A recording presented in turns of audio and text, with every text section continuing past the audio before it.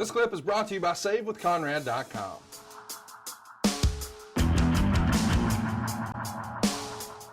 Well, I appreciate that, man. And I appreciate you taking the time to talk about July of 1988.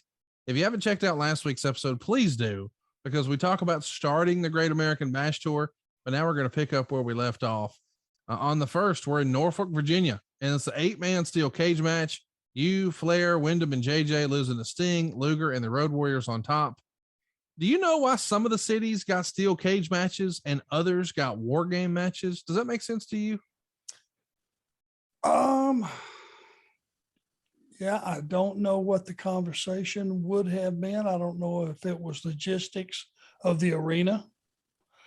I don't know if it was, if you took the war game setup somewhere too far away, was it going to be difficult to get it back for the next town or two? There's a lot of common sense things that I think could have been figured in, but not sure.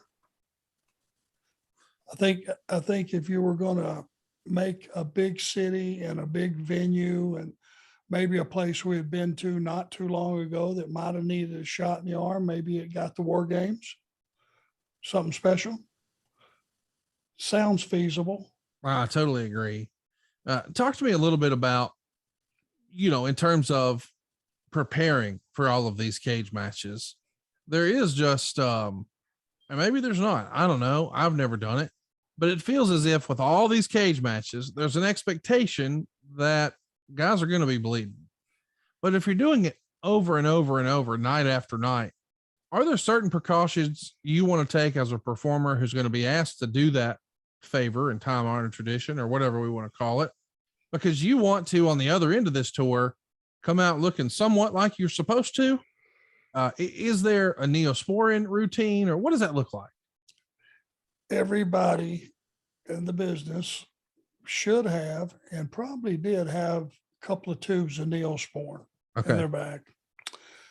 You had hydrogen peroxide. Some had rubbing alcohol.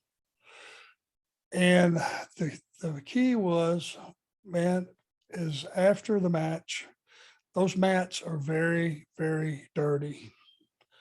And when you were hitting cages with your back and your shoulder, and it wasn't just your head you were bleeding from, we all had skin up elbows and things.